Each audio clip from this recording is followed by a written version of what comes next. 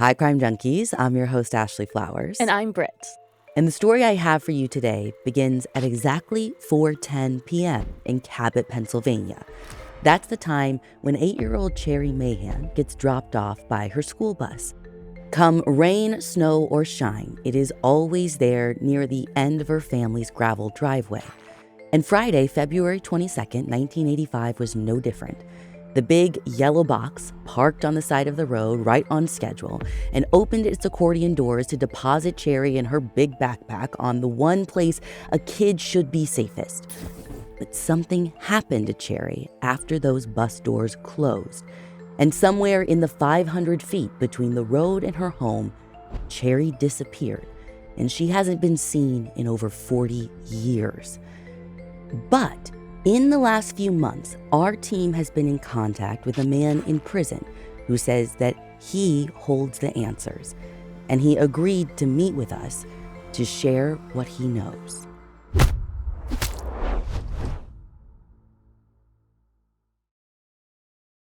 Only one thing was different from the routine Cherrie Mahan followed on February 22nd, 1985. That Friday was the one day neither Cherrie's mother or stepfather were there to walk her from her bus down the long drive to their front door. It was a nice day, 40 degrees. Her mom Janice could see the road from their window. She could hear the bus on the gravel as it pulled up. Like, what could possibly happen in your own driveway? So she told her husband Leroy they could skip meeting Cherrie at the stop. And every day for 40 years, I bet her stomach churns as she replays that decision. I mean, it was so small, but it changed her life forever. Janice hears the bus come and go, and they wait. But when minutes go by and Cherrie doesn't walk through the door, Leroy heads out to the front of the trailer to check on her. Now, he doesn't spot her out front, so he walks to the end of the driveway, thinking maybe she's stopped to chat or play with a friend, but she's not there either. And as he stares up and down the 2-lane back road surrounded by woods on either side, the first seed of the stomach pit that he'll come to live with begins to grow. Now, Leroy doesn't want to waste any more time, so he gets Janice and they hop in their car to literally chase this bus down because maybe Cherrie missed her stop. Maybe she had never gotten on the bus. Like, please have one of these things be what happened. But she didn't. The bus driver tells them, she was on this bus and she just got off at her house not too long ago.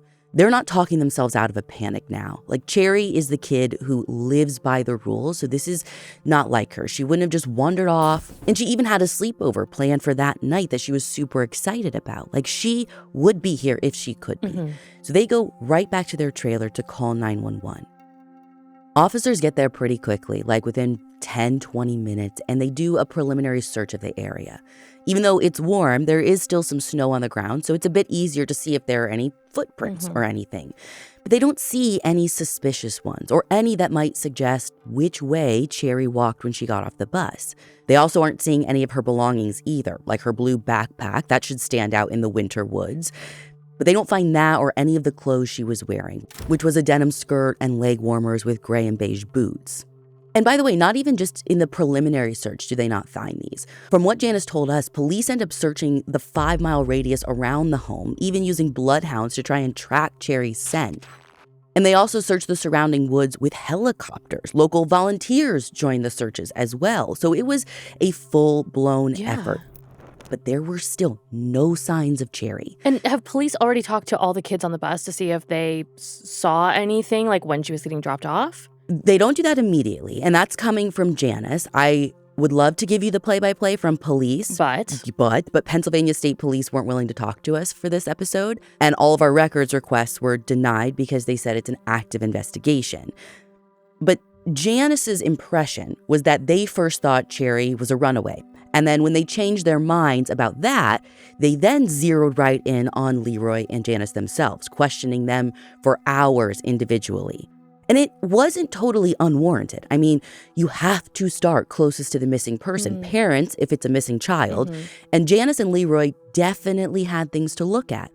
Janice told our reporter that both she and Leroy struggled with substance use disorder, and Leroy has post-traumatic stress disorder from the Vietnam War, along with other struggles with his mental health. And Leroy was also part of a local motorcycle gang at the time. So I don't know if they were thinking like the couple did something, or maybe like just that they were hanging around in bad crowds who might have done something to their daughter. Right. But to get to the bottom of it, police asked them both to take a polygraph, and they agree, and they both passed with no signs of deception. However, according to Janice, they were still treated like suspects. Though I will say they didn't let the investigation stop there, because they start widening that circle. And the next closest connection to Cherrie is her biological dad, who Janice tells us is also allegedly connected to a motorcycle gang. Oh. This is a different motorcycle gang, though, than Leroy. Okay. But Janice says that he was like pretty high up in this motorcycle gang. And even though him doing something to Cherrie didn't really make a whole lot of sense, because truly he never even really wanted much to do with his daughter, like they still got to check this out. Mm-hmm.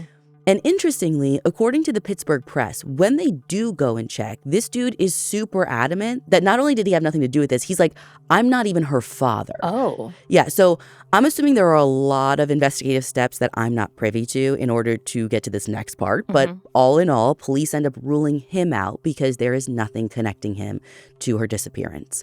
Now, in the early days of all of this, police don't name any suspects. And Janice couldn't think of anyone she knew who would have wanted to hurt her daughter. Cherrie was a sweet, bright young girl. I mean, she was Janice's everything. To kind of put it in perspective, she had her at 16. So like they grew up together. They were always with each other. I mean, the only times they weren't was when Cherrie was at school or when Janice had to go to work early and she would drop Cherrie off before school with like a babysitter down the road. But while she wasn't suspicious of anyone she knew, that didn't mean that there wasn't someone to be suspicious of. Someone that Cherrie was actually suspicious of shortly before she disappeared.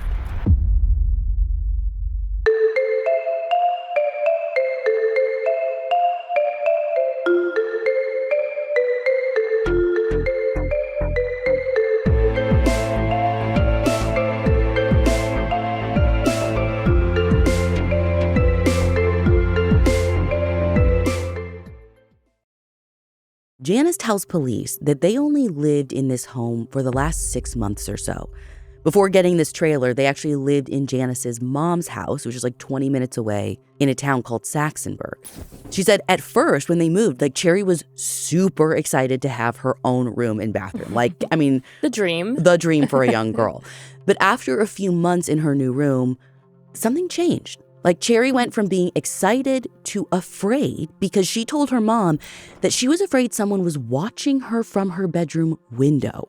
Was someone watching her from her bedroom window? Well, Janice never saw anyone. And at the time, she thought maybe it might have just been like new home jitters. But it was enough for Janice to take her concerns seriously. So she moved Cherrie into a smaller room closer to Janice and Leroy. And she bought her blackout curtains. Like, I mean, she did everything she could. But that didn't change how scared Cherrie was. Even in that small room, she was sleeping on the floor. No pillows, no blankets. Oh, almost like she was hiding. That's what I'm envisioning, right? And it's heartbreaking because this was going on for a couple of months and she was afraid like this up until she disappeared.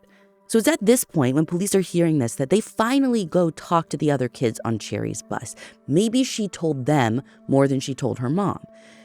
Now, that ends up being a no-go. None of the kids know about someone watching her, but they are able to give police some other information. Important, like, I bet you wished you talked to them first information. One of the kids who was on the bus tells police that there was this, like, blue-green van following behind the school bus the day Cherrie disappeared. Now, I have come to learn that blue-green vehicles are like a dime a dozen in the mid-'80s. Yes. But this one was ultra specific. This kid said that it had a painting of a person skiing down a snowy mountainside on the passenger side of the van. Yeah, you don't see paintings on the sides of vans every day. I've seen that never. I heard it's like a bit, I was actually doing a little like chat GPT, like Googling with this, and apparently it was like a big thing in the 70s and 80s. But like, I'm not talking a small painting. After getting more witness confirmations of this van, they actually have a picture drawn and they include it in the missing persons flyers put out on Cherrie. But there is an interesting line in the description written above it. So it says possible vehicles involved in abduction. Plural. Yeah. Blue or green van with mountains seen on passenger side. Know that. Right. Also, a small blue vehicle seen in the area. Seen in the area by who? So reporting only says that it came from a witness, but I don't know who that witness was. Though it might have been a local woman named Debbie Burke, who lives nearby. She was actually parked at the spot that Cherrie got off. She was parked in her car waiting for her own kids to come off the bus.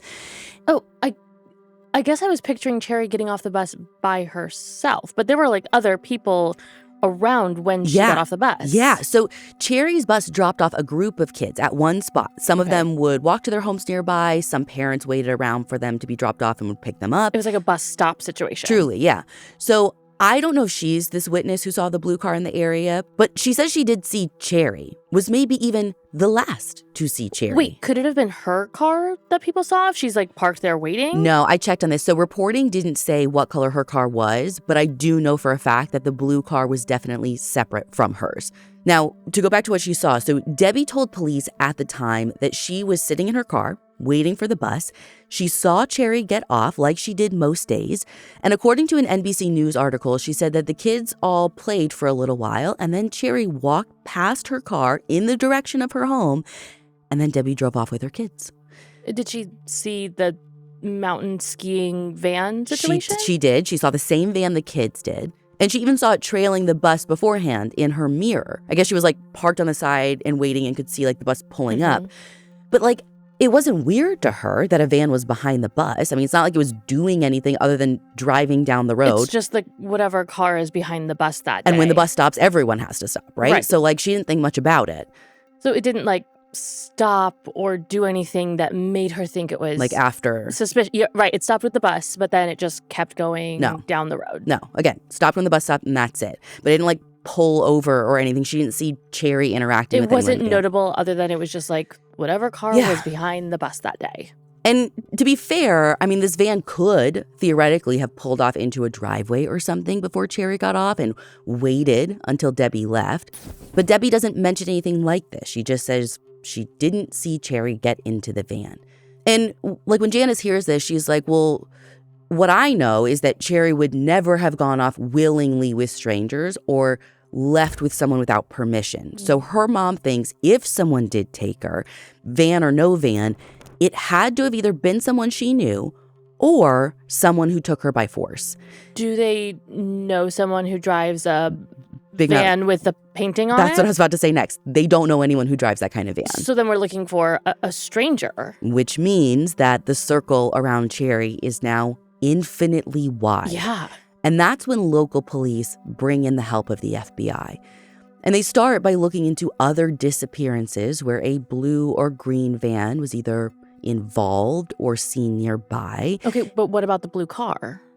You know, I'm not sure if they pursued the blue car or not. For some reason, it just kind of stops being reported on. It seems like their sights are totally set on this unique van. And maybe that's because they do actually find disappearances and incidents involving possibly similar vans. But they're never the van, and there are never any incidents that they end up definitively linking to Cherrie. Okay, outside of the other abductions, though, did anyone recognize just the van? I mean, it feels like a really unique van. Well, police said at the time that they were getting thousands of tips that they had to sort through. But out of all of that, there was one van that was on police's radar. Apparently, it belonged to a woman named Donna Patterson. Her van was blue with a painting of a skier going down a mountain on the side of it. Sounds familiar. Right? And she lived just 5 miles from where Cherrie disappeared. Now, according to the Pittsburgh Press, police looked into this van, but on the day and time of Cherrie's disappearance, it was apparently parked at a local steel corporation where Donna's brother-in-law worked. I guess he used the van that day and he was there working. So when police confirm his alibi, they just rule him out and Donna and her van. But that didn't stop people from harassing Donna. She said that she constantly saw people like taking down her plate number. And she says she got pulled over by police who thought that this was the vehicle connected to Cherrie's disappearance. But Donna said that she was not going to stop driving the van or even paint over it to stop the constant attention, which I think is what I would have done. Yeah, immediately. So Okay, it's not Donna's van. That means police think there are 2 of these vans with these paintings on it? I mean, in town? Or there's another one out of town, or this van's not connected at all. But there does have to be another one who was driving that road that day, because it's not just like Donna and her family are saying they weren't involved. Like, police are saying their van wasn't on the move when Cherrie's bus stopped, like, at the bus stop. I know. I even wondered, like, could someone have access to his keys while he's working? Like, unless there is video surveillance of this van parked the whole time. Was the van there the whole time? Yeah, and I'm not saying there isn't. Like, I just don't know. And this is where, like, these are one of those things where I tend to spiral. Yeah. I want to, like, map out the drive to work, what shift he was on, like, talk to every person who worked with him to see, like, how long it would have taken him to get to where Cherrie's bus stop was and back. And, like, yeah, who had access to your keys? Yeah. I don't know. Again, all police say this is not their van. And also, I go back to maybe the van isn't connected at all. But then why isn't someone coming forward saying, like, hey, it was just me. I know. Like, I was just driving. Like, that's my route to XYZ. I'm grasping here. I'm trying. And listen, I don't know if they just, like, take the alibi for it or if they even process the van forensically. I would think so if they ruled it out. Right. And especially I think that because I do know that they processed some vans that were kind of similar looking at that time, even if the van wasn't spot on. But I go back to, they never found the van and they never found Cherrie. Even despite some pretty big campaigns, like when her picture was featured on a rerun of NBC's Adam, which was about 6-year-old Adam Walsh's abduction. Cherrie was actually the first missing child to have her picture printed on a postcard and sent around the country as part of the Have You Seen Me direct mail flyer program. And she was one of the first missing children whose missing persons poster was placed on a milk carton. That was a program that started the year she disappeared. And according to the Pittsburgh Post-Gazette, NCMEC is putting Cherrie's information in different hotels in Canada and Mexico, even the UK. So they're not ruling out that she was taken out of the country because, again, how infinitely wide is this circle? When you don't have much to go off of, you can't rule anything out. But by 1998, Cherrie's case is ice cold. And that is when Janice has Cherrie legally declared deceased. She says she isn't moving on or giving up looking, but I mean, she had another child, and she says she needed to come to terms with the fact that Cherrie likely wasn't alive. And over the next 30 years, she did her best to deal with that.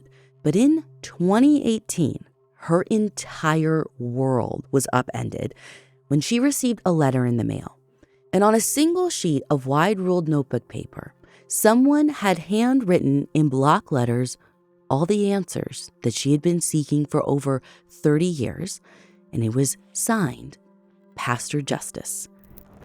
Now, I can't read you the note in its entirety because it has specific names that we don't want to share, but we will put a redacted version of this letter up on the blog post and on social media for this episode if any of the listeners want to go take a look.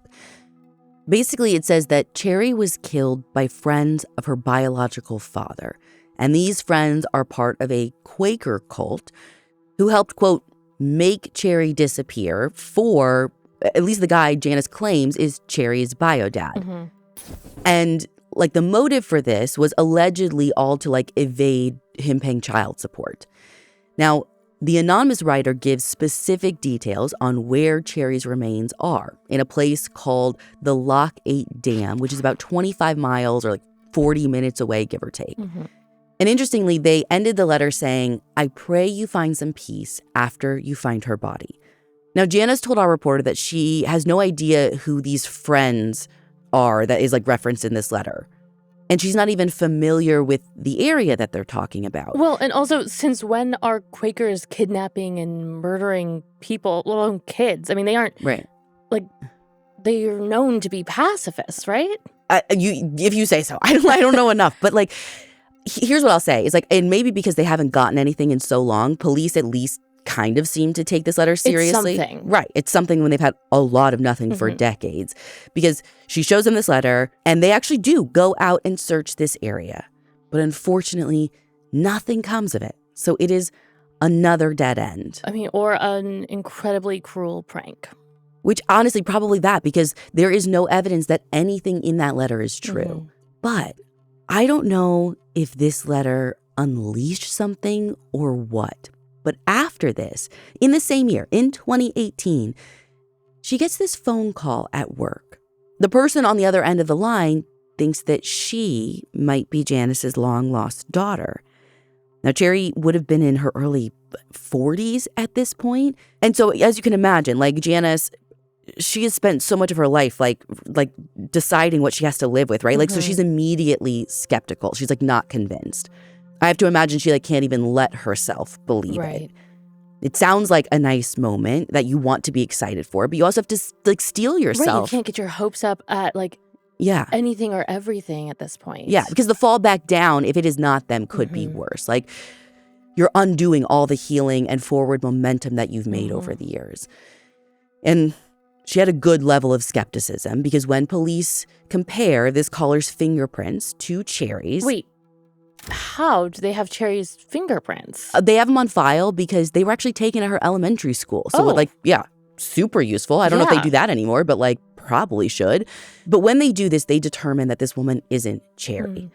And even though, right, like even though she was skeptical, like Janice is still devastated because you tell yourself not to get your hopes up, but you still There's that little like spark, right? Yeah, you still get your hope. You wish that it could be true, that she would finally be reunited with her daughter.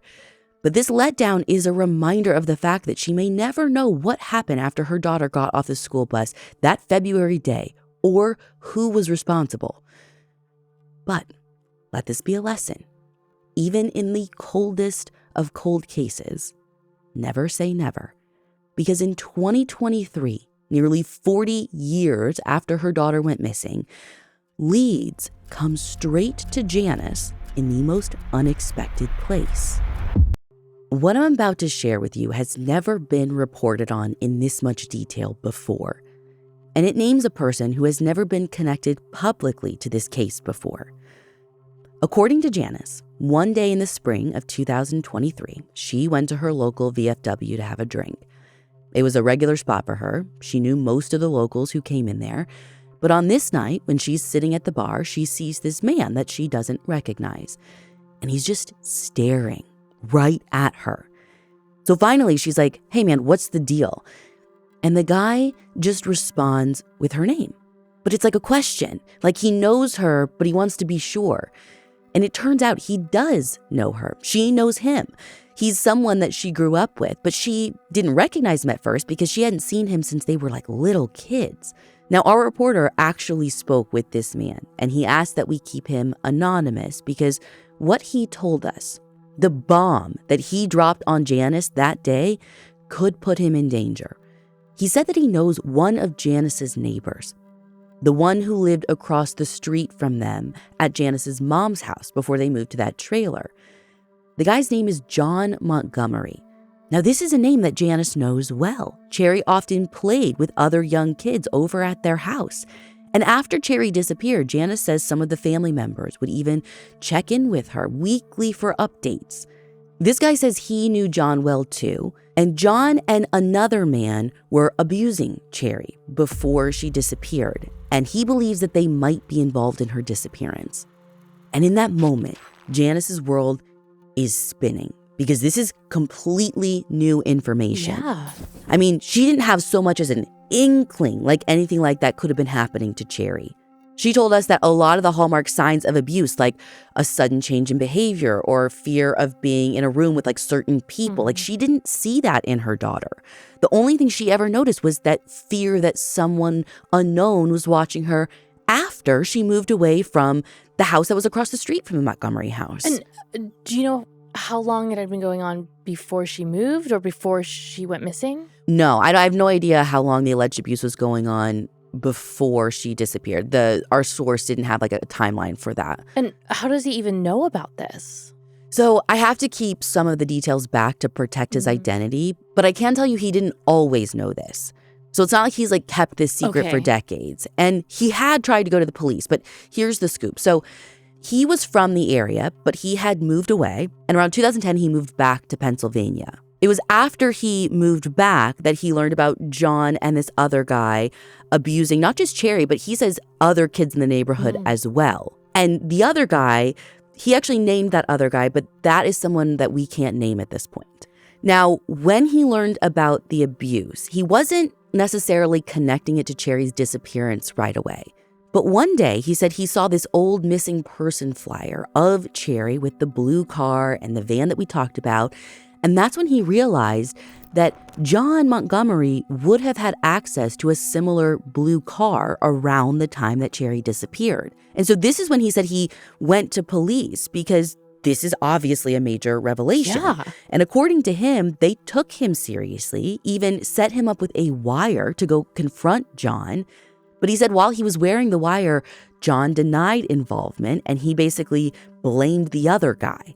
He also told us that police talked to John and this other guy, but I can't confirm any of that from police directly because, like I said, they wouldn't talk to us. Though I will say that authorities did tell a WPXI reporter, Rick Earl, that they did interview neighbors about Cherrie's disappearance, but no one has ever confessed to anything related to Cherrie. So what about the other kids, though? Did they investigate any of that? That's the thing. I don't think so. It seems like when our source talked to police, it was the first they were hearing of any of these allegations. So they hadn't been independently reported. Like, these kids, even as adults, hadn't come forward to them. And we even went and checked court records, and we didn't find any record for John or this other guy. So nothing went through on the legal side. And I don't know how much police went looking for victims. Right. Now, John died in 2022, so I can't ask him.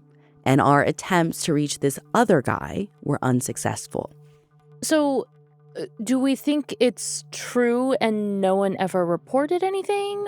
Or, I don't know. I mean, for the guy to have no record and this be in his history is kind of wild to me. It's wild, but it's not unbelievable if this is true. Right. I mean, we know that some adults don't report their abuse, and for children, those numbers skyrocket. For sure. I mean, there's often a lack of understanding of, like, what is happening to them, or, like, they're afraid of getting in trouble, because even if they realize, like, what is happening is wrong, often they blame themselves, or they get convinced that it's their job to protect their abuser. Right. And especially if it's someone they know, their abuser will often tell them, like, oh, I'm going to get in trouble, or, like, this is going to happen to me or to you. And, like, I think that could fall in line with what police ended up telling CNN in 2011, that they ended up saying that Cherrie was likely abducted by someone she knew really well.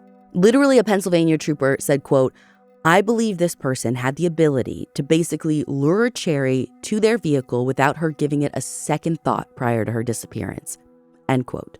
So it's totally possible for someone to operate like this and not have a record. Right. Possible, but did he? Like, how do you even go about trying to run this down to find the truth of what happened? Well, you need corroboration. Right. Which finally came this year. That's why we're able to report this. So when Janice found this out, that was 2023, remember? Like, she didn't know what to do. I mean, she didn't have a good relationship with investigators on the case, so she felt isolated from what police had going on. And so she didn't even tell anyone else. Plus, we know that the guy who's telling her this already tried to go to police. So, like, what's she going to do, right? So she kind of just held it in for a couple of years. But in 2025, Janice confided in her friend Bailey. She basically told her, like, I'm at my wit's end. Like, all I want is answers at this point. And I feel like I am so close, but still just out of reach. And bless best friends like Bailey, she sees this as a cry for help, and she just jumps into action. Bailey starts pushing law enforcement to look into leads. She creates a Facebook page called Find Cherrie Mahan, and even starts a team called Cherrie's Angels that ends up working with a private investigator, this guy named Steve Ridge. And Steve pledges $100,000 for anyone who helps with finding Cherrie's remains. And so while Steve is doing his thing, Bailey starts looking into John Montgomery, trying to find anything linking him or that other guy to child sex abuse. So she's searching all avenues, and one of those is on meganslaw.com, which is a website that keeps track of sex offenders. And to be honest, she doesn't really know what she's looking for, but I think she's, like, trying anything. And it almost is like this feeling for her of, like, I'll know it when I see it, right? So she's looking around, like, in the area of both the house that Cherrie disappeared from and her grandma's house that she lived in Saxonburg. And suddenly, she sees the name William Montgomery, John Montgomery's son. Now, he goes by Buddy, and he'd already done time in prison by the time she came across him. And that actually is where he is right now for failing to register as a sex offender. He was locked up in 2022, and we don't know when he's getting out, but the max sentence for the failure to register is 54 months. So it's likely that he'll be out sometime by the end of next year. And we actually found his previous record. So in 2004, he pled guilty to sexual assault, corruption of minors, endangering the welfare of children, and indecent assault. He ended up cutting a deal with prosecutors, and according to news reports, I'm not going to like this. Instead of getting 75 years in prison, he got about 2 years behind bars and 10 years probation. Okay, I'm going to have to skip past that so I don't see red. Did he live at the house across from Cherrie's grandma at the time Cherrie was living there? So I am not exactly sure where he lived at that time. But what I can say is that we interviewed several people who lived in the area at the time who say that Buddy was definitely around then. So I don't know where he lived, but he was definitely around there. Mm-hmm. And he was in his early 20s when Cherrie disappeared. So Bailey finds this. She, of course, gives it over to police. Mm-hmm. But she and Janice haven't seen much come of them running down any potential leads. So that's when Janice decides to take matters into her own hands. And at the beginning of April this year, she just wrote to Buddy in prison. She asks if she can come and talk to him about Cherrie because she is trying to figure out what happened and she wants closure after 40 years. And she acknowledges that his dad wasn't the greatest guy and says, listen, I'm sorry for all that you have been put through and have seen. And it worked because less than 2 weeks later, Buddy actually responds to her. Buddy's first letter back to Janice is pretty vague. He basically just says he wants to help. So Janice writes him back asking okay, put me on your visitation list. Mm-hmm. Because, again, she just wants to get in front of this guy. Yeah. But it's weeks before he responds. A letter does eventually come in mid-May, and he apologizes for the delay. He said he actually had a heart attack and he's been in the hospital, but he still wants to talk to her. And so she just keeps sending him short messages asking, okay, great, I want to talk to you too, but when can I come see you? Mm-hmm. Or when can we at least talk on the phone? Yeah. But she says that Buddy just keeps dodging her. So at the end of June, Janice schedules a visit to the prison anyway. But when she gets there, Buddy won't come out. And I guess Janice tries to schedule another visit, but before that one happens, Buddy writes her this message. And he sends it to the person that is helping Janice communicate with him in prison. And I'll read what I can from it. I just received word that Janice had made arrangements for a contact visit on Saturday. So please let her know that I will not accept it until I have a chance to set things up the way I want it set up. And how exactly is that? She found out. So he lays out those terms in more letters. He says he wants his story televised for his own protection. Now, mind you, we started communicating with Janice while this was all unfolding. I was going to say, just as a reminder, this is happening a few months ago. Yeah, so Buddy wants a news organization. Happy to help. Hi. Put us to work, Janice. So we even sent Buddy a letter of our own in April, though I'm not sure if he received that one because he didn't respond to it. So in late July, we decided to try again, and we wrote to him on the prison email system, asking if he would speak to us about the case because his name had come up. And we sent him a list of questions, a few times actually, about the things that we've heard. And he finally responded with this. After reading your questions, I am so disgruntled over the fact that you are hearing these lies and would want nothing other than an opportunity to sit down with you and talk. Great. So we kept pressing for that opportunity to talk, for a phone call, but he kept avoiding us like he did with Janice. So in the meantime, we tried to verify a specific lead that we heard about, and we wanted to talk to somebody who knew Buddy. So first was the lead. So the PI, Steve Ridge, had gotten a tip from someone locally who knew the Montgomerys. They told him that a backpack that may or may not have been Cherrie's was allegedly submerged in a pond somewhere on the 28-acre Montgomery property sometime after Cherrie's disappearance. Interesting if true. So we tracked down the person who gave Steve Ridge that tip. They did say some similar things to us. Okay. But the details they gave us about what actually happened were pretty hazy. And for legal reasons, for now, I can't talk about it. And I'm not sure if the Montgomery property was ever searched in connection with Cherrie's disappearance, which I think is like an interesting fact. Yeah. So TBD on the backpack. We're still looking into that.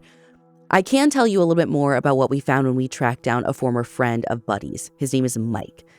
Now, he lives in the area, says he's known Buddy for a really long time, and he'd gone to meet Buddy at his house one day, and he walked up on him having a conversation that I don't think Mike was supposed to hear. I can't tell you the full details of this alleged conversation, but in it, Buddy was mentioning Cherrie on the phone with someone. And when Mike confronted him about it, he says that Buddy told him his dad, John, quote, chose her, and then went on to say that his dad was involved in her disappearance. Now, there are a lot more details that Mike provided, and he says that he told police about this incident as well.